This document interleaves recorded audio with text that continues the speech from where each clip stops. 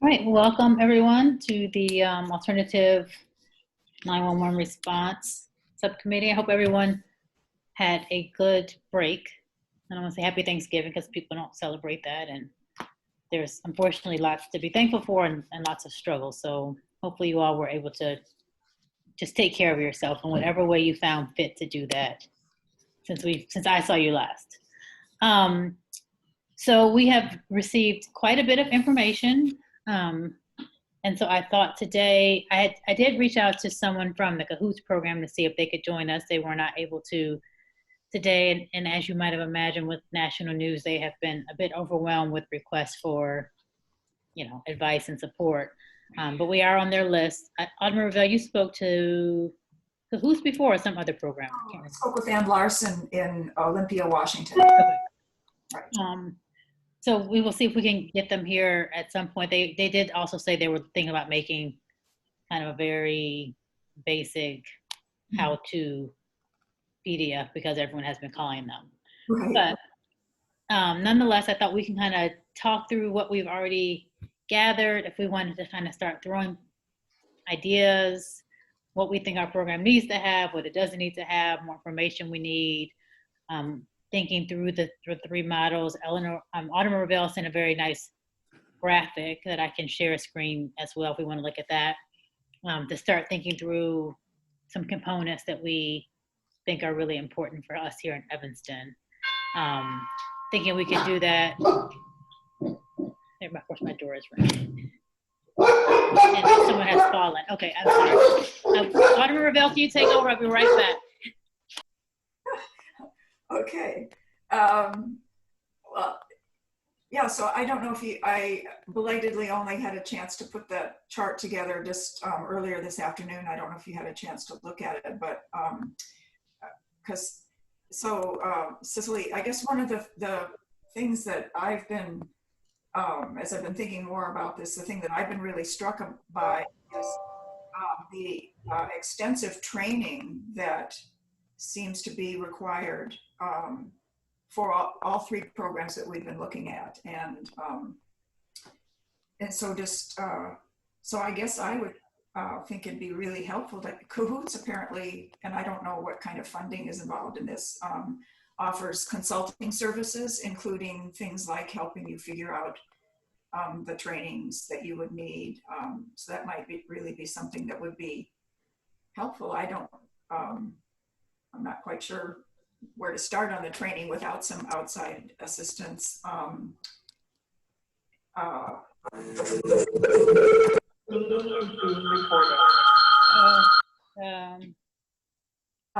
The other, where was I going? My brain just went. I'll come back to that. Anyway, go ahead. So, Autumn Ravel, you mean the training that is needed for the staff? For the team, for whomever we have engaged to do the actual crisis intervention. Right. And yeah, because I mean, they're talking like 500 hours of field training and classroom training and all kinds of things like that. So did we talk with Cahoots about sort of what they charge for consulting? Or it's actually in that packet, and I can share. I can share what's in there. Hold on, let me try to do screen share. It's in that initial packet that we actually received from Chris Voss, because he had called them. Mm-hmm. Chris Voss is the 911 dispatcher manager that was on the first or second call. So here, let's see if I can figure out screen share without making a mess of the whole thing. Because I'm pretty sure they had some cost on there. Again, I don't know if that's what we will need necessarily, or if that's. Yeah. So this is kind of their brochure, and I think I actually saw it on their webpage as well. So this just tells us what Cahoots is, and Cahoots is the oldest program. As you see, it's 31 years old. So their cost is $2 million, so a lot more than we're looking at right now. Let's see. They also had, it says they handled 24,000 calls last year. I think this is from 2019, this document. And I thought one thing that was interesting from it is not only in terms of the money they save the police department, but also because of the non-emergency medical care that they provide, they help avoid a lot of emergency room visits. And this one here. yeah, so I thought that, because we hadn't really thought about that very much, but I think that's a pretty interesting point as well. So now that I'm looking at this, of course, sharing my screen, I don't see the price in here, and I was pretty sure I saw it I thought that I saw it somewhere, so maybe it was on their website. This talks about how many calls you're diverting from their police. Right, yeah. All right, so let me stop sharing that. Just have a. And then I guess I thought the other thing that it might be helpful to talk with Cahoots about is, because we've been learning in our various meetings about the other services and programs that we already have in Evanston. And so in my mind is the question of how do we integrate this new program with the existing services and programs we have already, and Cahoots might be able to give us some advice about that as well. Yeah, so it sounds like you're talking about two different things. Really, one is Cahoots kind of consulting us as we work through development, and then another piece is either them maybe doing the training piece or offering the training piece for the staff that we bring on board. Are those the two pieces you're talking about? I'm talking, well, one, the training piece is, yeah, giving us some advice, what would actually help us develop some training materials or help us think through what kind of training we would need to provide for our teams. So that's one piece. But secondly, helping us analyze the sort of the landscape of services that we already have in the community and helping us think about how this new 911 program would integrate with the existing services we have. I'm thinking like the ECHO program, the AMITA crisis hotline, just some of the things that we've been learning about in the last few weeks. Okay. Do other people have other thoughts? My thought initially just to that is we would hire staffing who would be able to do, obviously we can't hire someone who can do everything, but staffing who have both the, professional skills and training as well as the interpersonal pieces, that they would be able to, start this work. Obviously, if some things I'm sure would need to be tweaked and there's some things we're not going to think of, but we would hire people who are, qualified to do this work, I think, without needing to then bring in ECHO to kind of tell us the staff that we need. And then in terms of kind of that more like Evanston piece of who's doing what, I mean, I think that is unfortunately something that we as a city need to get a better handle on. And even, as we, as a city, fund, agencies through the mental health board and other things. And as we've seen in the pandemic, right, even our nonprofits without the city, really just need to do a better job of coordinating services, I think. I mean, we're a small city, we have a ton of nonprofits, and I would dare to say we still have some gaps and we still have some overlap. And I don't work in nonprofit, but that's kind of what I've gathered. So again, I mean, I think Cahoots has some value, but I would dare to say I think two of those things we can do on our own, right? I mean, we've heard that the AMITA piece probably isn't working to its full potential, but as I've done some more calls and asking around about that, part of that is really on us as a city that we've hired them to do a job and then we've really not put them in the place to execute the job. And that's not something really that Cahoots needs to help us, to make sure it's working. So I guess I see a value in Cahoots maybe a little bit further down the road, but I would hope that we could kind of tailor a job description and understand our community enough to get this going without having to then have cahoots come. I think the bigger value for me is having whatever staff we bring on, maybe once people are able to fly, go there and maybe do some job shadowing with cahoots or something like that, you know, versus cahoots kind of doing more of a technical support for us. But, you know, I am not the professional for sure, so I could be wrong on so many levels.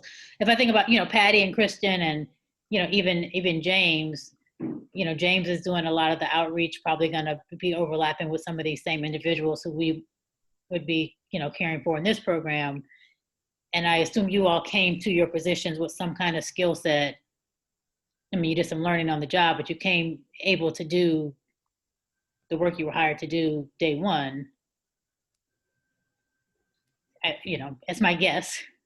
Yeah, I think something that really strikes me when it comes to the training piece of it, I feel like where cahoots probably would help us in at least figuring out directionally where to go is I think individually everybody, or hopefully that, you know, we would hire and whatnot would have that skill set, but because I think roles will be overlapping and potentially not have worked together with, say, you know, mental health professional and EMT. I'm not saying that's where we're going, but if you look at some of these, right, they may have not interlapped until where I see the training coming really into play, which I think is really important for it to be successful, would be more or less in figuring out how you do that job as a team and the roles with that, because that's where I would see maybe the gaps, that people potentially wouldn't have that exact experience, even though they have the individual experience.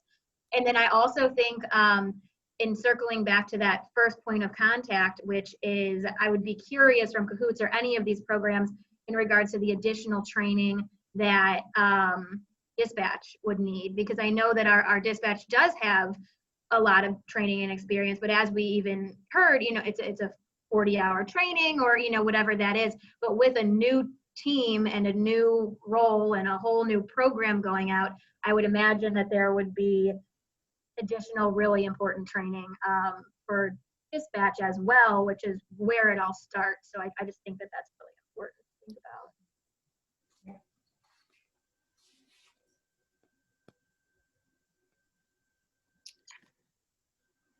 Okay, so if we think about, you know, kind of our pie in the sky program design, and this is, you know, kind of just throwing out some ideas at this point. I know Chicago's starting to talk about this, and they're definitely sounds like going with the co-response model, so police officer and some kind of non-police professional. I think we're ending up doing both that co-responder program and this other one as well. Oh, okay. But that might be, yeah, maybe so. When I watched through the budget meeting, Right, yeah. like it was, but I think they have done nothing more than we have in terms of just putting some money aside. But do we, I mean, oh, hey, James. Do people have feelings about that? I mean, how do people feel about the co-responder, no co-responder? I'm more inclined to say no co-responder, meaning no police addition. I've assumed that's where we were headed. Yeah, I did too, but you know, I make a lot of assumptions. I agree with that. I just want to, I'm sorry. Oh, no, go ahead. Sorry, Indira. It's okay, go ahead. I've also seen these models. I think that they work really well. It's clear what the nonviolent emergency response is, but I don't want to lose sight of the need for some sort of mental health support, emergency support in the case of a violent crime, right? There are different ways that violent crimes happen, and of course, you might show up and there's a deceased person and there's no one around. But what happens when there is somebody who's a victim or a survivor, witnesses, right? So that would be a time where I could see like there would need to be a thought around a co-response approach. Because there are a lot of needs. You know, police are there dispatched to address the violence and the crime that happens, but there's typically no one in that moment, unless things have changed, where somebody is there to support the victim or their survivor. So in that case, our dispatch would hear that there is a need for a police officer, but Mhm. you know, maybe through that training or whatever, would understand that there's also someone else who can respond to provide support to the survivor or the witness or whoever else, you know, might be involved. Mhm. Yeah. And that, to your point, Eleanor, is really part of what I think we should be, you know, we're thinking about this new program delivery, but how do we then need to give suggestions on how this new program is working with existing, right? And so how is this program working with victim services or, you know, a variety of other things, right? Like that we as a city have to really tighten those connections up so that, I mean, it's a small city. So even if, you know, the dispatcher doesn't get all the information and sends out a police and then they get there and like, oh, you know, this isn't for us, this is for this other team of people. I mean, it's a pretty small town, people can get around, but we have to make sure that our staff all know who does what and then are communicating to each other. And dear, what were you gonna say? Thank you. Good afternoon, Alderman Fleming, Alderman Revelle, and members of the committee. Kind of along the lines of what Evangeline was saying, I think that we have to look at what kind of team we're going to put together to respond to these calls. And that will kind of determine if you need a co-responder or not.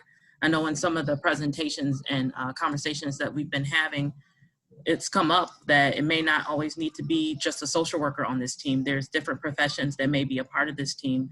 So I think that the group should have a conversation on what the response team should look like, what skill sets, what backgrounds, things like that. Yeah, well, that was one of my questions for today for us to just kind of start brainstorming. So I guess the other question at the very beginning is, are we assuming that these are going to be new city employees rather than the model that I think we're seeing in these other 3 cases where they're contracting with outside organizations? Or, you know, it's not, I mean, well, in Cahoots, they're definitely not city employees. Right. And in Olympia, Washington, they did an RFP and hired an outside behavioral health company. And then Denver, I guess Denver's kind of a hybrid, I guess, because they're still pretty much under the police department, I think. But Well, what are people's thoughts about that? yeah, but I don't think I don't think the people who are in the teams are employees. Yeah. Do people have thoughts? I think with $200,000, you're very limited with hiring of city staff. I think an RFP to a nonprofit or another agency would probably be the best route to go. Yeah. Yeah, city employees, we get into the whole pensions and all that stuff. Right. I will just tell you my concern with that is that this is a city service. You're calling 911, which is part of your tax dollars in a city service. And, you know, again, as my 4 years, we've had some RFPs that have gone well. And we've had some RFPs that have not gone well. And I say gone well in terms of people have gotten the services they needed, or not gone well in terms of, you know, we think people are getting the services they needed and they're not, you know, the reporting sometimes is, you know, so again, a lot of this is, I'm taking very personal as a city staff to say, we have to make sure it's working well, right? It can't be one of our traditional RFPs where people are coming to us every 6 months, kind of giving us an update on numbers. You know, there has to be really the synergy that's necessary so that we know people are getting the, you know, the calls are going out, people are, right, everyone's getting what they need. So I would be open to looking at the RP models. I think Patty, you might be best to speak to this because, you know, we don't have, my assumption is we'd want to go with an Evanston provider, maybe not. But for those reasons Eleanor mentioned earlier with all the connections and understanding who's who in town, I don't know if this is something that agencies feel like they would be open to, interested in, have space for. I think that agencies that maybe have like those ACT teams or more crisis-oriented teams would be interested in this. In looking at all the three models, I see maybe what could work for us is a hybrid. I liked the one that had the peers that were part of the team, because I think in our community, I think certainly the ERs and the police know the frequent flyers that you referenced in the write-up. And I think that would be something that would be really helpful. But I know that, the more emergency type response agencies, I think would be interested in doing this, because I think they deal with a lot of the folks that are the frequent flyers. So And when you say the emergency type agencies, which, who are they? Yeah, right. and you don't have to speak for all of them, but just give us an idea if we have those here. Yeah, Maureen, I could be wrong on this, but I think like Trilogy and Thresholds, and they have ACT teams. And that's a more intensive, there's a psychiatrist, there's a clinician, there's, I think 5 or 6 staff that kind of mobilize when there's a crisis, and they get those crisis intervention calls. So I think agencies like that have a lot of experience doing that. Okay. But I really liked the peer component, and I wasn't sure, Alderman Ravel, when you were talking about the, the routing of the calls, like the training around for dispatch, do they alert the police, and are the police sort of on standby for potentially then getting that call if things escalate? I was surprised how little, when I looked at the Cahoots numbers, how little out of like 20-some thousand calls, it was either, I think one document said 250 calls, one said 150 to police. And so I do think that this is going to be something that we can figure out and model, but I think there's some agencies that already have a lot of experience in doing some crisis intervention work. Okay. I agree with Patty that it would be very challenging for an organization that doesn't already have kind of a structure and administrative and clinical processes for doing this outreach work, to stand it up for, a relatively small RFP. Unless it was a real, like, very grassroots community organization that would take it on in much more of a community outreach approach, as opposed to like a clinical behavioral health license, service kind of approach. Because it's just, we all, we compete, I think, for who's the most highly regulated service. But it would be really tough for us to start that. And not that we wouldn't be interested or care about it, but just that the front loading is hard. So that was one, I thought that was a really helpful point, Patty. And then, as you were talking about what else goes on in a CST team, that you would be able to leverage those other resources in the organization, and those, for people who really do have serious mental illness, you've got a provider organization kind of already responding. So I think there's some good things there. The other thing that weighs kind of on my mind about that would lean me towards maybe it being a city staff, understanding Indira's concerns about cost and what we could afford for this amount of money, is that the front end coordination is so important, right? It's really same moment kind of between dispatch and response. And, if that coordination happens better within and among city employees, and if the accountability for this program getting where you all want it to go is better with city employees, that would lean me towards that side. One point that Ann Larson emphasized when I talked with her, and I think she also emphasized it in the conversation with Mayor Haggerty when he did the Q&A session, was how part of the training was relationship building and making sure, particularly with the police officers, so that there was trust between the two, and that they could really be in a partnership in responding to these crisis situations. So, whether it has to be a city employee to achieve that, or whether just making sure that there's some really intentional work that goes into making sure that the team members are, that we've spent time building that relationship with our, with service providers in the community and with the police. And DC Barnes is on the phone here, I think. Yes. DC Barnes, are you there? Good afternoon. Yes, I'm multitasking today, but I am here. Thank you. So we have a quick question about kind of cohesiveness. So assuming we get this going, I mean, do you have an opinion in terms of dispatch and then the police when they need to be involved, if that would work better with an outside agency or a city program?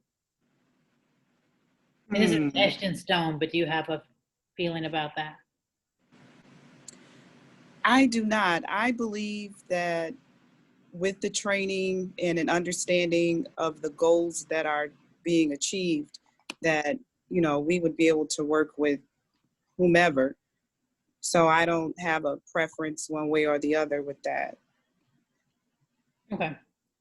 And then Maureen or maybe Patty, can you speak to, does Turning Point have one of the CST teams you're speaking of? I don't think so, Patty. Do you? I don't think they do. Okay. All right. But Okay. Alderman, Uh-huh. I would like to say that for us and what I've seen over the past decade or so,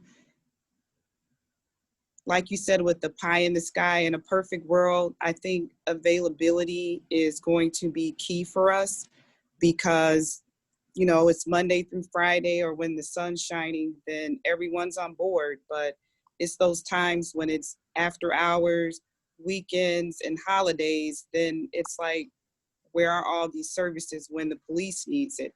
So many people want to eliminate the police, but yet we find ourselves back in a situation where we are handling all this when other people is not convenient for them. So as we go through this, if we can somehow staff these people so that they can be available during some of the times that would be non-traditional for, say, like the business week. Yeah, and that's a great point, because I know, so Indira spoke about victim services and they're on call. So, she got to call someone, they got to travel time and all that. And to the point that Evangeline made was someone being available. I mean, it will be my vision that, and if you're saying nights and weekends and holidays are really the times where, we may not have our, current, the necessary response available. I mean, if we have someone who's working nights, it would be my vision that they are working nights. It is not we're going to call you, you're going to come in. It is, you are working an 8-hour shift if that's overnight. And ideally we could then have, their kind of downtime when they're not responding to a call, they're doing, I guess at night, maybe not, but some follow-up, right? So they would have that connection with the police and with victim services that Amita talked about wanting to have, where maybe the police have engaged with someone, they think there needs to be some follow-up, but it doesn't need to be a police follow-up, so that this staff can be doing those kind of calls or outreach, on the weekends or earlier in the evening to see how people are doing, to try to prevent, more calls in the future, or maybe referring them to other agencies, or, all of those kind of things. So they're not necessarily working an on-call shift where they're only showing up when we need them, but they're actually available and doing some of the follow-up. Because I think when we looked at the ECHO model, that was part of the goal of keeping people from the next ER visit. So this is keeping people from the next 911 call. But that's that piece about Amita that, when I talk about the city contracts, it seems like we've not done a good job with that. So are you saying, just from the police standpoint, nights, weekends, and holidays are when these calls are coming and you maybe don't have enough or the properly trained officers to deal with them? We do have some of the officers who are trained in CIT. In fact, most of them in patrol. So, however, it's twofold. Once we get to the point of where we're saying, don't send the police, then the police mindset is, okay, there's not a crime here, so why are they sending me? And so that's what I mean about the availability. So ultimately, it's the person needing the assistance who suffers with that. Okay. Oh, go ahead, Angela. You just Yeah. jump in. I was just going to say to that point, I think it was the STAR program in Denver that said that they looked at the 911 data to look at the times of day that certain kinds of calls were coming through and the locations of those calls. And that was the basis for which they staffed their program and, came up with the shifts and a standard route for the van to be circulating near shelters and things like that. We got, I think it was just a snapshot, but in one of the presentations, we did see some of that data, and we'd have to look at it more thoroughly, but I think we did see, to DC Barnes' point, everything was all over, but you really saw a lot of the calls. I think that this would potentially come into responding to in those evening hours and later. So I think it would be smart for us to look more thoroughly at those calls. And I know we have some of that information. I'm not sure that we have it all right now. But even in just browsing through that we got back a few weeks ago, you can see it's kind of later in the afternoon, evening, and later evenings where I think typically, yes, maybe something would not be there, but I think it would be smart for us to try to staff things around that. And James, can you chime in here? I know you just said you hired some more staff. Are your staff, anyone working in overnight?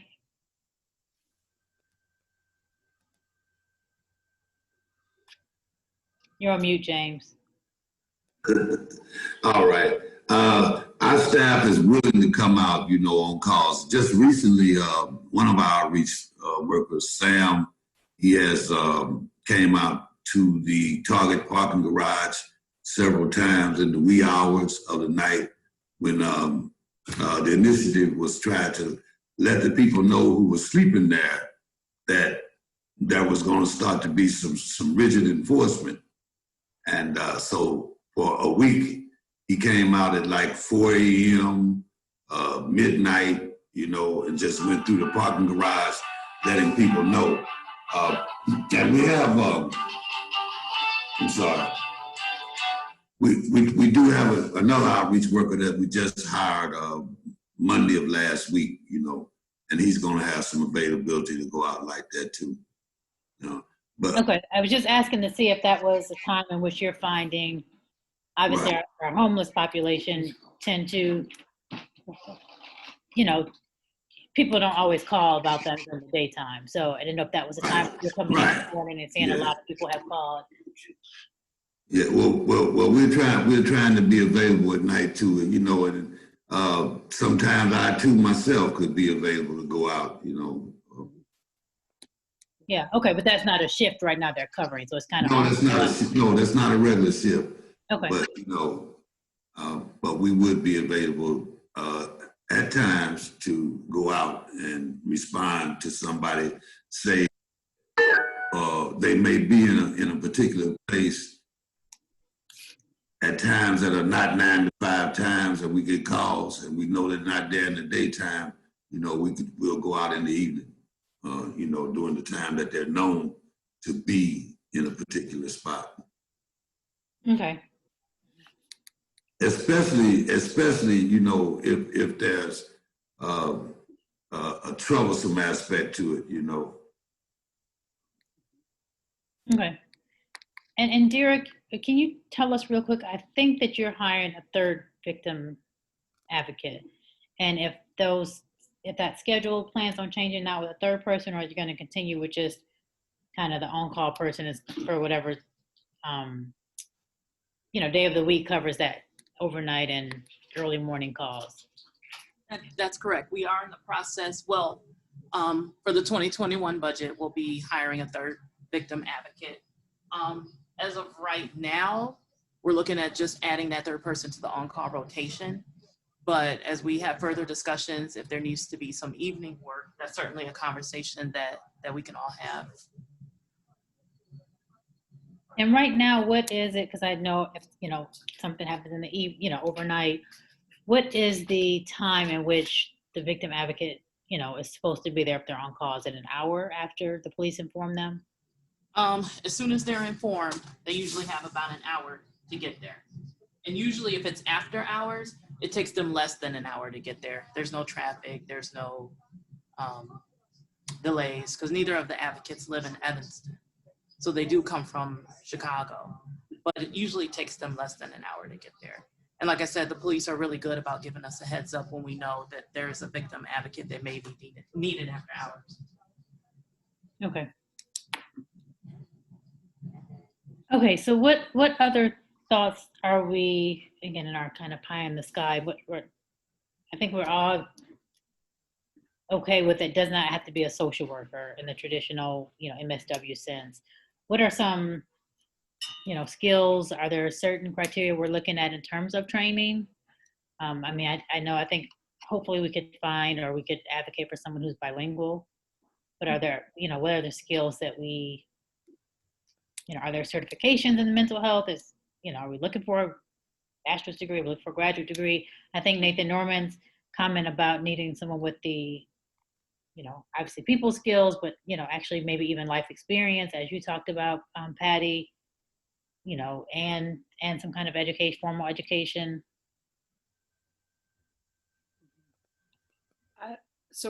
One of the things that we've been working on, because we have an in-reach program like this at St. Francis Hospital that's starting up, is the ability to develop a rapport quickly with someone you don't know who's in distress. And that's a very specific kind of skill set, and hopefully people would be able to demonstrate, that they had done that in previous positions, and kind of maybe even there could be role plays that are part of the hiring process, to try to really figure that out.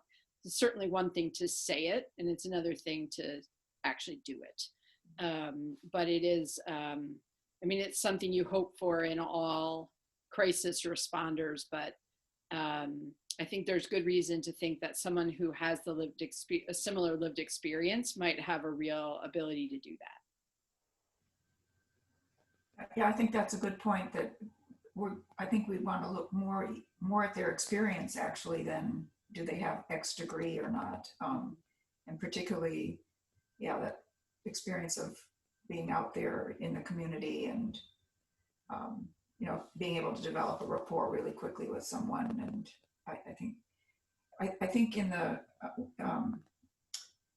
Olympia Washington program, when they issued an RFP, and then they whittled it down to 2 finalists, and then they had the 2 finalists come to Olympia for 2 days, or at least there were 2 parts to the interview, and one of it was sort of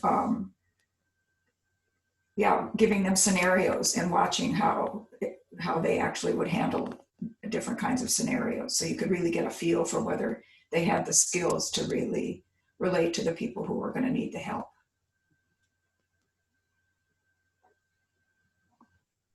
I think too, it can be important to think about a combination of both, because you also know in this, as a clinician and whatnot in this work, I think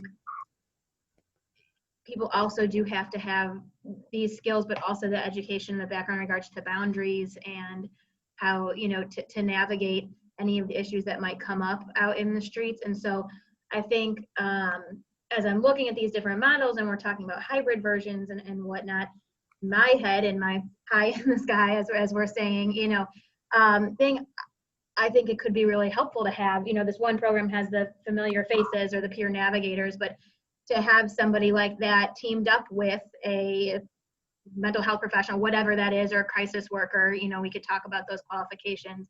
And then if we talked about potentially like an EMT or a nurse, but I think if you have those skill sets combined, and if you find somebody that has all of them in one, then that's great. But I think it is important too in regards to having somebody that can relate, that is so immediate. You need to be able to do that. And I love the role playing idea of Maureen, and actually bringing people in to respond, because it's very different when you're actually in the moment trying to do it. But also making sure that they have the training and or the skill set and whatnot to navigate those boundaries and other things that can come about when you're actually responding to the crisis. And beyond the crisis, what happens after the crisis, and who you've connected with and whatnot. I think that's really important to think about. Yeah, Kristen, I agree with having somebody on the team or someone supervising the team who is an appropriately credentialed clinician is really important. So like with Audrey, she's a social worker, and then she has a number of people with different experiences and backgrounds, but she's, always there for kind of the gut check from a clinical perspective when that's needed, and the training and the mentorship in all the things that you listed, Kristen, are really important considerations.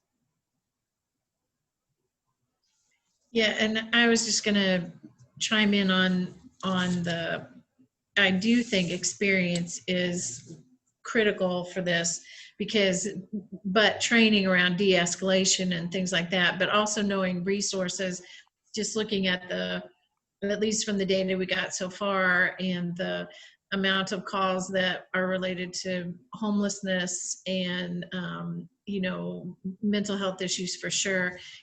We have to have somebody that knows the resources and knows where to get them help right away. But I do think that the degree is less important if they have somebody supervising them that can help, but maybe for that initial, I just really liked that the peer model, because I think that really can help, because especially for people who feel judged right away when they're in crisis. And what about the medical piece? Do we feel like, I'm not going to say EMT because that's a whole other union thing and all we'd have to get into, but even having someone who is a nurse or a CNA, or I would assume part of the training we'd have them go through if we hired in-house is to get some kind of obviously first aid stuff, but do we think having a medical professional is important? I do, based on looking at how often wound care seemed to come up in some of the data that we were given, and maybe it's a community mental health nurse or a nurse that's worked with homeless populations or in psychiatric facilities or something, but that seemed to come up in the reading a little bit as far as what medical treatment got administered. So I do feel like there needs to be some sort of medical component, whether that's a nurse or a nurse practitioner or something. That's just how I feel. I feel like part of our challenge in designing this program, within the finite resources that we have, is trying to figure out where the gap is in terms of people who aren't being met by already existing services, crisis services, and how, and kind of therefore where these folks would be targeted. And so I can definitely see where medical intervention could be a very valuable part of this. I also don't know if that's a sort of a need that's already being addressed. I'm not sure how to figure that out. I feel like we've got a sort of a gap analysis problem that we're working our way towards. And so for me, just trying to figure out if medical needs to be part of it is part of understanding that. So I could definitely, like, in a world where people are encountering a lot of street homeless people, absolutely, right? Like, that medical care is completely unmanaged and is absolutely needed. I'm just trying to figure out who we're trying to reach. Yeah, that's a good point. So the gap analysis, I think, brings me back to, and I could be totally wrong, but what I think is probably missing amongst our nonprofit community. you know, from being on the mental health board, understanding who we give money to historically in the city, and then there's all these other ones, and then really I think sitting on the task force during COVID, the nonprofit community, I was a little, not a judgment, but a little bit surprised that there were so many lack of connections in a small town amongst our nonprofit community. So I think the gap analysis is for sure needed for a gazillion other things. I don't know if we're going to get to it amongst the 10 of us. But the medical piece, Patty, I think I was thinking, okay, if we had a CNA or someone with some, that wouldn't be their only line of sight for this. They can do the de-escalation and all those things, but maybe good to, if someone pulls out, I've been in connections where someone has pulled out their medication and they're showing what they're taking and I have no idea what I'm looking at. Or, you're right, that's not my area. So someone who could maybe do some of those assessments. But if we have this ECHO program, if that gets up and running again, right, that's the piece about this person not having to do everything, but just knowing who to call. So they could very well call an ambulance, and if the ambulance really is not, if the person is concerned about that, this staff could be there to help comfort them through the, wound care or whatever that the paramedics gives them, right? Or talk them through, okay, you need to go to the hospital for this reason. I'll call you tomorrow. Like all those other things this person could do, although they're not providing medical care. So I think that for me was like a plus, but again, being a small town with a lot of resources, maybe that's a duplicate and we have 2 hospitals. Yeah. Like this person could just help get the person to the hospital. Right. And I think, for me, my apologies that I keep forgetting about the ECHO program, and you're right. We do have some things available already. Right. But the ECHO program itself, right, is being like refashioned and retooled, and maybe part of what we say as a committee is, can you think about being a response to this team versus what they have been kind of setting up to do, which is just following up people who have been to the ER. Right. They take a little bit more of a street approach as well. So we can get people treatment who, other than that, either would not go to the hospital or would just go through the ER. Right. And it could be that the hope would be maybe that the whatever the intervention team, however we decide, has some basic CPR and all that stuff, and basic, and would know if they encountered somebody with a wound, that they would know right away, boom, they got to go, they've got to go to the hospital, and can triage them on site too. So that would be the expectation for that. So I think you're right that maybe that isn't necessarily a component, because there's referral sources for that. Yeah, thanks. Yeah. And then to Angela's point from the first call, when she talked about going to her business and having, folks either who had slept in the breezeway or, are kind of camping out and don't really have anywhere to go. Obviously we have, James, who can attend to that during the daytime, but, if it's an evening thing or early in the morning or whatever it is, having someone who can respond to that and then refer that person to James when James shows up at work, or he and, James and this person can be working together, as you said, for those frequent flyers who we have, to make sure they're covered. So I think we will, Maureen, have some overlapping. This will meet some gaps, but there will be some overlapping. But I think if our goal is to really make sure people are serviced the best way possible, I would much rather have some overlapping than, not, than have the gaps, right? Which we kind of have now. So Cicely, so the team that you mentioned, the mayor's team of social service groups or whatever. So you've been noticing sort of disconnects or something. Is that something the team is aware of, and are they planning to try to figure out better coordination? What is? So I won't say this is a team. So it's the mayor had his COVID task force, and one of the task forces were the nonprofit community. So I don't know who and how and why, but there was, I don't know if it's every nonprofit in town, I don't know how the people were pulled into it, but I just did the conference calls. And obviously there were lots of questions because it was around COVID, so lots of new questions. But I think what my takeaway was, even in the pre-COVID, there just wasn't as much coordination as I would have assumed that there was. amongst nonprofits, right? So we have a lot that are kind of youth serving agencies. And I think, they probably work together and know who does what.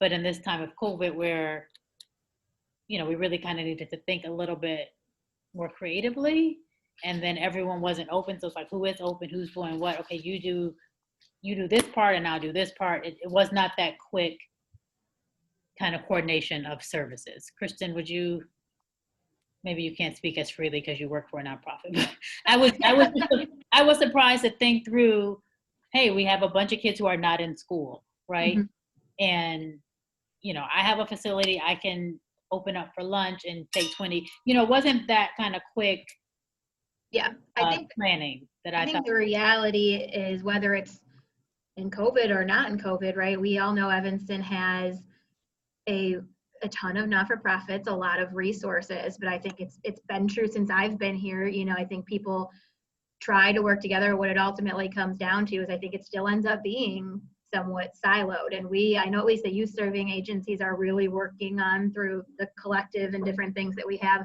in trying to find a seamless way, right, to connect resources and whatnot.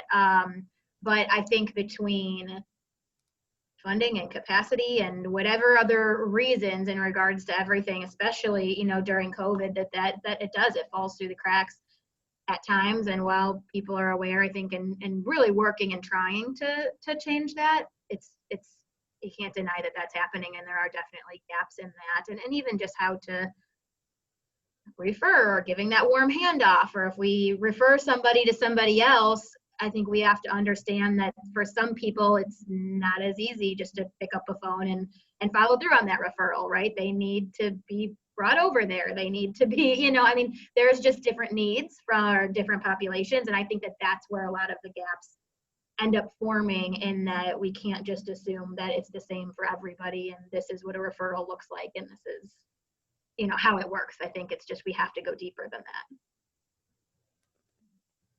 Yeah, so Eleanor, I don't know if I would say that I don't know that there's a plan amongst the nonprofits I think people recognize that. And when I talk to people outside of the group, you get very different.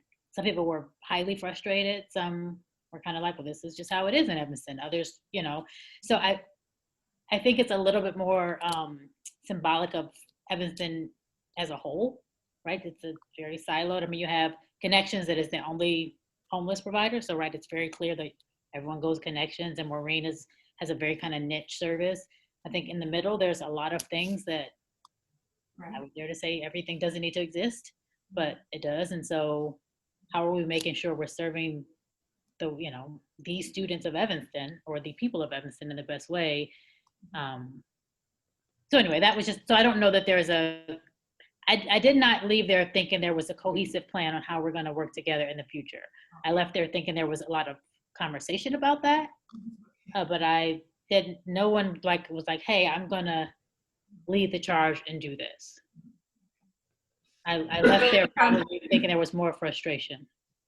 So on that note, I would be really concerned if we don't have an approach that has some sort of coordination at the heart of it, right? So even if we don't have the funding, right, to do all city staff as we would want to express an investment in shared safety in Evanston, maybe the first step is a shared safety coordinator, or somebody who has that role of coordinating the various teams that are already in place on staff, and the different if there's an RFP model, right? Like there's, coordinating that care and coordinating that response, if we have to start that small, right? But I think you bring up a really good point about the potential for gaps even in the model that we create here.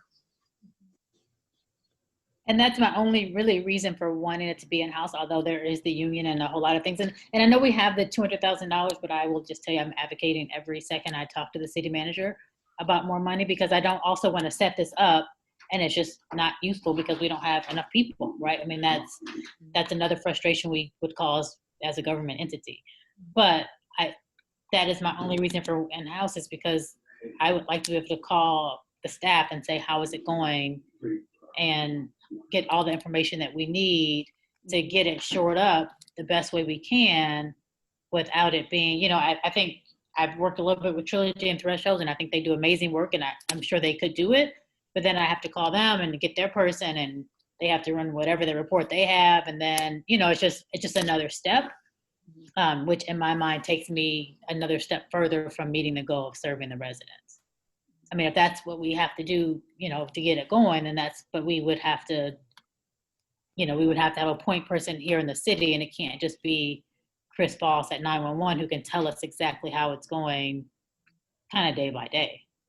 And then if we're going to have, which I think is really important, that follow-up piece, I don't know if as an RFP, I mean, I would assume, but, our Trilogy and Thresholds also taking that piece on, and would they take these people in as clients, or would we have someone to another agency in town that they would be able to give a successful handoff to, right? So if Trilogy is doing whatever intake or emergency care, do they know, and are they getting a response back from the Evanston service provider who's going to do the next step in long-term care with people?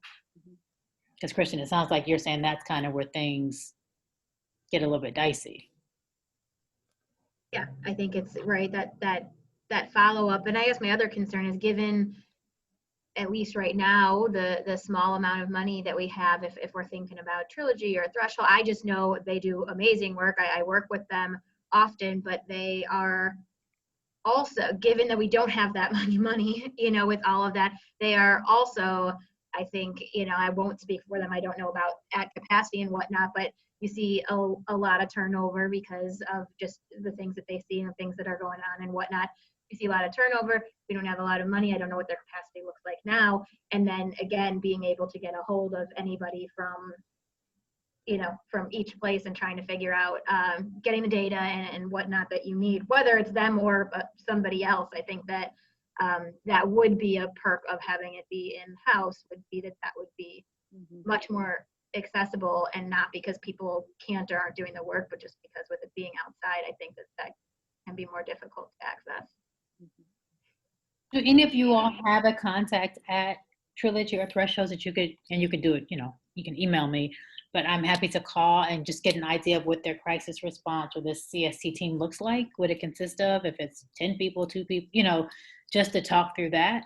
So we would have an idea of what the whole group would have a better idea of what they're doing and how they're responding. Yeah, I can send you the contact for Trilogy. It's the person who's presented at the Evanston Mental Health Board before, and who we're working on our project at St. Francis with. Okay. So I'll send you her name. All right, thank you. And should we have that person come meet with us, or do you want to do a? Yeah, no, I can reach out to them initially, and if they're, if they have capacity to come meet with us, and yeah, that would be great. I mean, you mentioned, Patty, like a psychiatrist and all these different skill sets, which would be, again, very good. And, I don't know if we did an RFP and they have this team of 5 and they're willing to rotate their team of 5, to make sure we have coverage, that would be good. But then we do have to make sure, we have the responsibility of setting them up with the necessary resources and referrals that they would need. Right, and I think they have both the ACT team and then the CST that Maureen was referencing, and the CST is more community support, where I think the AC team is more like a crisis acute. So, but they would be able to tell you that a little bit more in depth than I can. But I think they have both. Can you tell me as a novice what all those letters stand for? Yeah, I had it pulled up a second ago because we had talked about looking into ACT teams. So intensive community outreach. So the ACT stands for assertive community treatment, and the CST stands for community support team, which is a less intensive level of care. So it's my understanding that the ACT, and Maureen, you may, or Kristen, if I don't get this right, like when you have somebody that's involved like in an ACT, it's a group of different disciplines that are meeting quite often about a participant who needs a really high acute level of care, where the community support team is more of in the community doing, I think a CST team might be something that would be more applicable to what we're doing, trying to do with this than the ACT team. But I just know the ACT, just for resources and follow-up as far as meds and all those other things, that's why they have a psychiatrist, and they do a lot of intensive work with them. Thank you. A lot of the work in both levels of care is in homework. So they go to the person's apartment or house and they make sure they're taking their medications, and they help them with other, daily living stuff that that they may need assistance with. And both of these models are for people with serious mental illness and may have other co-occurring issues. So my understanding is that the staffing ratio for ACT is 1 to 10, and for CST is 1 to 20. So 20 participants per professional staff person. So it's, the ACT is for people who need a much higher, a much more individualized ongoing support. When I think about adding this kind of service into an environment where, the provider's already used to this kind of outreach focused community crisis management, I agree with Patty, it'd be more like the community support team kind of structure in terms of frequency, but with the ability to access the resources that already exist in the organization and on the teams, and bring people in to the organization for services when that's appropriate. It may not be a perfect fit. It may be that they're both like, yeah, thanks, thanks, but we don't think we can pull this off for you. But I do think it's worth asking, because they're both very experienced providers and serve people in Evanston.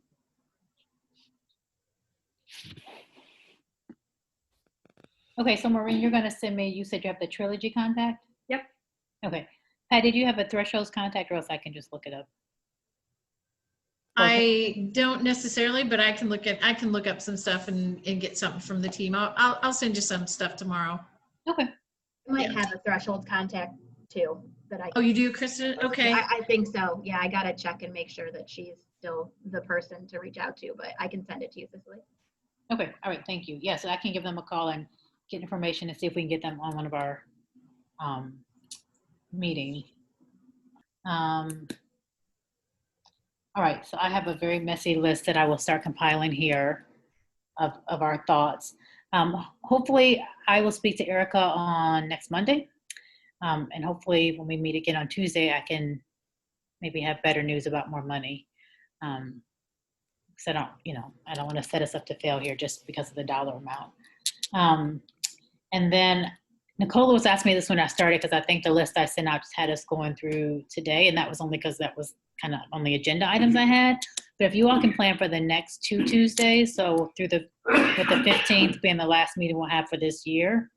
I don't know when Human Services is going to meet, but my thought is that we could go to the Human Services meeting maybe in January or February with just kind of an update of where we are. Obviously, Autumn Revelle and I can just do that, but it would be great if you guys wanted to come. And then we can see kind of what the feedback is of that committee, and start trying to really flesh together our proposal. And then, go back that following month with what our proposals are, or what our wish list is, and kind of see where we are from there. Oh, James has a contact at Thresholds. Thank you, James. Can I add something before we close out? Just because we were mentioning pie in the sky, right? So one of the things I think we need to consider including is the community education and accountability piece, right? So that we can reduce the exploitive calls to 911, similar to like what San Francisco did with its Karen Act, CAREN. Just thinking about that as another measure in terms of reducing unnecessary calls to 911 and policing. And the other thing that, that just to think about, it came to me the other day was, how could this also help in other spaces, right? Like we have a lot of community conversations around the role of the SRO, the school resource officer. So could this type of responder be something to replace an SRO in a school, for example? right? And because the role of the SRO seems to be really similar to this, right? In terms of creating a safe space for learning, building relationships, being trained in response, right? So those are just my pie in the sky. Yeah, no, but we got to go for pie in the sky. I think that the community education piece is definitely something that, you know, ideally we would have in our proposal, not only because we're going to be doing community education already to say, hey, there's this new response model, but I think in that, then we need to piggyback on how we as citizens use EPD and 911 already. As you know, DC Barnes talked about, people necessarily don't want the police, but the police are the only ones available when people have an issue they don't necessarily know how to deal with or want to deal with. So I think we could for sure, you know, maybe, I don't know if it's a spring, kick off a campaign about how to utilize the police or when to utilize, right? And there's a whole lot of stuff just online about alternatives to calling the police. So I think that would really, I mean, I get more and more concerned when I'm on social media about when we come out of this shelter in place, how people are even going to function at the grocery store together after they've said all these horrible things about each other on social media. So I feel like we need to have like some community healing already just after. I mean, you know, I've been thinking a lot about how we're going to kind of do a communal grieving, because a lot of people, you know, a lot of people are going to be having a lot of grief they haven't been able to process in these times. So I think that piece falls right in line. The SRO piece is a whole other bigger piece, a whole other bigger piece.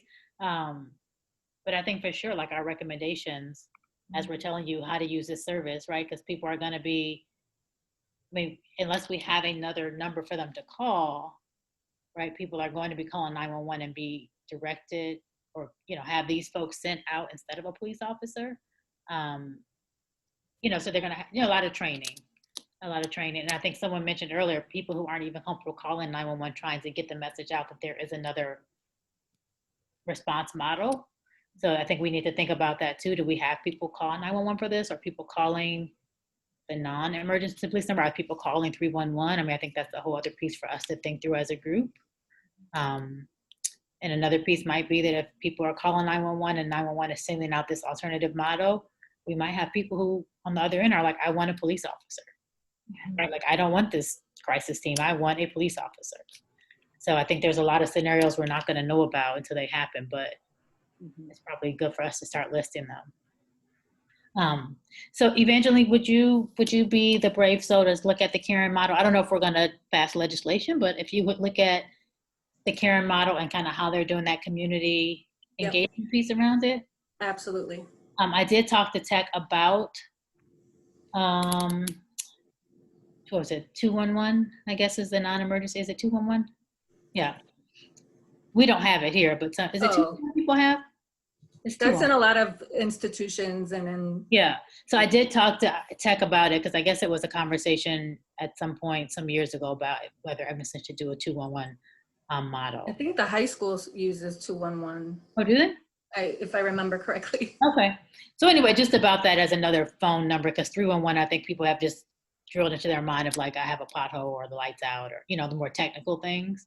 Also just needed to check in with 311, because I think they've been pretty heavily used about, does it make a difference if they have another stream of call coming in or not, and how they work with 911 and so on and so on. But so those are more the technical pieces that we should at least be thinking of. And Alderman, Chris Voss did just include in the chat a message that he and Chief Scott and Anderson Castillo from the city are working on a PSA for calling 911 that they hope to release early spring. So just FYI on that. Oh, okay. So is that, it would be like a video kind of social media thing about when you should call 911? Yes, they are working on that right now. Okay. So I wonder if we could, and Chris, if you're there, let me just make Chris so he can talk, and that would be helpful, because that would be a great time to add in. Let's see. And Derek, can you make Chris so he can talk? I don't know how to do that. That would be a good time to add in like this alternatives to calling 911 piece. You should be in now. Oh, hey, Chris. I can. Can you give us an idea about what kind of that entails, what you're working on? Yeah, sure. The current outline includes between 6 or 7 3 to 4 minute long PSAs, each one covering more and more minutia as it goes further along. It'll start with what's involved in a 911 phone call, and then go into the expectation of the caller. What do I tell the 911 operator? It will touch base on calling for mental health issues, for calling for medical issues. There's an outline that we're working off of, and we're actually meeting again tomorrow to kind of figure out the time frame that Anderson will have available to record them. The idea would be to release them in early spring, with the culmination of them happening at the same time the National Telecommunicators Appreciation Week is, which is the fourth week of April every year. The final one would come out, so it would lead the six or seven of them would lead up to that point. And it would include myself and a number of our 911 operators and dispatchers covering the points. So Chris, when you guys are talking, can you kind of throw out there or see if it would fit in this wrapping also into what Evangeline talked about in terms of like alternatives to calling 911? Definitely, yeah. One of the first one will cover what to know when calling 911, the expectation of what kind of questions, line of questioning, and then tips on mannerisms when calling 911, remaining calm, speaking calmly, knowing your bearings. The second one at this point is when should someone call 911, and that will cover what meets the level of a 911 phone call and what does not meet the level of a 911 phone call. And then if it doesn't meet a 911 phone call, what are your alternatives? Where are you going to make that phone call to? Okay, so maybe that would be the one where we could.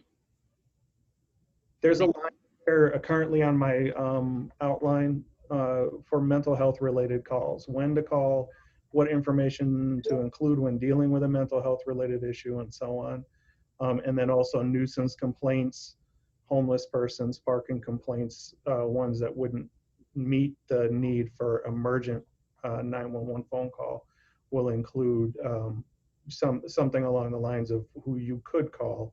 And if we've reached a point by the time of these are released that the alternative response is moving a little further along and we have a partner involved in it, then by all means I would certainly include that in this PSA. And then with the PSA, is there a plan to have some kind of, print or social media campaign? In a lot of cities they have like, little cards about alternatives to 911 or postcards or something. We hadn't discussed that, but I'll bring it up tomorrow when we do discuss it. These would be released on Twitter and Facebook, as well as the city website. That's the current plan. Okay. Yeah, I'm thinking obviously we have to do a lot of campaigning when we get this, or not campaigning, community education when we get this going, but it would be great if, particularly in that second call, there was the focus on the alternatives to 911, and maybe some kind of print that we could go out. I could ask for it to be sent out in people's water bill or something, but that would go out to people to remind them that we have this alternative program, but also just a general reminder of like, what can you do instead of calling 911? I'm always shocked when people call me and they run, and I'm like, well, did you knock on the person's door and ask them to turn the music down? They're like, well, no. We don't need to put that on the print, but I'm always shocked by you just talk to the person. Yeah, I myself have only ever called 911 once in my entire life, and that was because I thought somebody was having a heart attack. So yeah, I tend to find other means to, deal with the situation. Yeah. Okay, well, that's good to know. Thanks for letting us know. I will put that on my list here because we should, by then, my goal would be to have something ready to announce, if not already out working in the community. Can I add one small thing about the number? So I live in the 8th ward on the border, and anytime that I've called 911, I get Chicago. So just in our education campaign, because then I have to dial like the 847 number to get. That'll be included in there. Okay, great. We're covering calling 911 in the age of cell phones.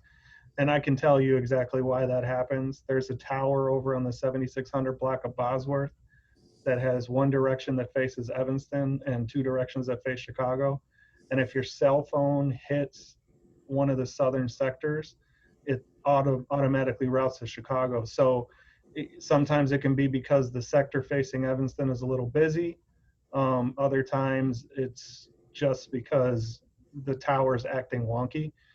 Chicago has an agreement, and it's Evanston with Chicago and Skokie and Wilmette as well, for automatic transfer of those calls directly back. If they're not doing that, please let me know, and I'll have a conversation with the Office of Emergency Management in Chicago and kind of kindly remind them their obligation, which is, I'm actually working on those forms right now. They're obligated by the state to transfer those back. So Yeah, 311 and 911. 311, they are not obligated to do that. Okay, and 911 they don't need. If you call 911 and they're not doing it, tell them. It's been a while, but yes. Well, Chris, can you just, since you're working on the documents, can you just do a friendly reminder anyway? We'll just make the assumption that of all the calls you've gotten, some people might have gotten bounced over there and not been transferred so kindly. Yeah, I definitely will remind the OEMC director. Yeah, because I can't, if someone, has a really, if it's a true emergency, I can't, are they like trying to Google and I don't even know what the non-emergency number is. So we do not And want that's why we have 911, because that's. Yeah, exactly. Right. Yeah, they give you an 847 number. Yeah, I can't remember my own phone number, much less any other one. Yeah. Okay. Well, great. Okay. So we've gone over, which I appreciate you all's, dedication to this, but I really try to be respectful of your time and all the Zoom time you are putting into the world these days. All right. So we will meet the next 2 Tuesdays. I will get something to you before the day before next time with everything we've talked about. We are still trying to get the videos up. So Nicola's meeting with the tech person tomorrow to get all of our videos up in case you have anyone who's asking how it's going and how come it's not uploading. We're not trying to hide it. There's some kind of tech glitch. And then anything I find I can put into the Google Drive, or if that's just too difficult, I'll just go ahead and email it to you. I tried to be tech savvy, which I'm not. So I don't know if everyone has access to the Google Drive. And then anything you find, please send to me or send to the group so we can be sharing information as we, go along. It seems like we are with the rest of the country and trying to figure some things out. And if I can get Cahoots and or Trilogy or Thresholds to come to one of our meetings, I'll just go ahead and book it for one of the next 2 weeks if they're available, so we can get those questions answered as well. Angela, did I ever get you the information you needed? Did you ever get James's information for the person who was sleeping in front of your store? Yeah, that's just really, it's more about community education, like we've been saying, that it's hypothetical situations when there are things that are going to affect the business community. Let's make sure that they know all these resources that they have and helping to coordinate all of the amazing nonprofits in town to be something. My pipe dream is that there would be a place on the city website where it's just easy to say, like, what's my problem? What are the organizations that work with that? How do I, as though it was a 911 triage, you'd go through and click the buttons and get to where you need for, okay, here's the right person to call for this problem or for helping, versus me being bothered. It's, we want to gear the conversation toward how can we help each other. Right. And I think part of what you are talking about is supposed to be on the Aunt Bertha, which is Evanston Cares Network, is a new online source where you're supposed to be able to type in what you need and get a variety of things. Also, there's a social worker at the public library who should be able to help you with that. And the Evanston Care Network came out of this COVID task force when, people had the same questions. And Dira, in case you didn't see in the chat, we need to update the website with the new meeting dates in there. And then also, Chris, in case you didn't see it, there was a request that the PSA materials be in Spanish as well. So I don't know if you have a Spanish speaking, I'm sure you do have a Spanish speaking staff, who will participate. But then when we think about print materials, making sure that they're in Spanish as well. Yeah, we'll do that. Okay. Alrighty. So thank you all. I am available if there's something in between. If not, I will see you next Tuesday. Thank you. Thank you all very much. I Appreciate it. Bye.